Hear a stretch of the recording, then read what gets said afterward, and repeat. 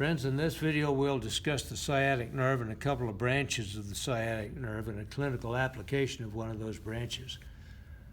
Here's the piriformis muscle. The sciatic nerve appears just inferior to the inferior border of the piriformis. Very large diameter nerve, passes down the posterior thigh until just above the popliteal space, where it divides into the tibial nerve and the common peroneal nerve, or also known as the common fibular nerve. The tibial nerve passes inferiorly through the popliteal space, parallel to the artery and the vein, between the heads of the gastrocnemius muscle, passing inferiorly down the lower leg, and at this point passes between the flexor hallucis longus and the flexor digitorum longus, passes again parallel to the artery and vein. At this point, the tibial nerve passes all the way down to the area of the medial malleolus, and it passes posteriorly and inferiorly around the medial malleolus.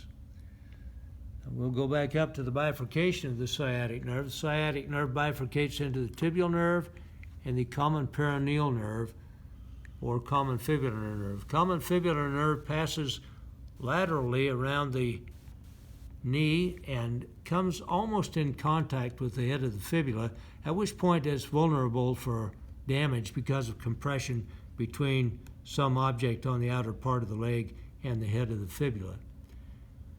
The common peroneal nerve then passes to the anterior lower leg and innervates these muscles of the anterior lower leg: tibialis anterior, extensor hallucis longus, and extensor digitorum longus. The common peroneal nerve is depicted in this model right here as it passes into the area of these three muscles we just discussed. And if for some reason this nerve is damaged because of pressure in the operating room because of the way the leg is suspended, too much pressure of a steel holder against the head of the fibula here will compress this nerve for, say, 3 or 4 hours and essentially destroy the nerve. And in that case, this nerve is no longer functional, can no longer innervate these three muscles of the anterior lower leg, and as a consequence, the person cannot dorsiflex the foot. In other words, can't bring the foot up like this. That's called foot drop, and the person has to walk for the rest of their life by raising their knee much higher in order to avoid tripping on the toes.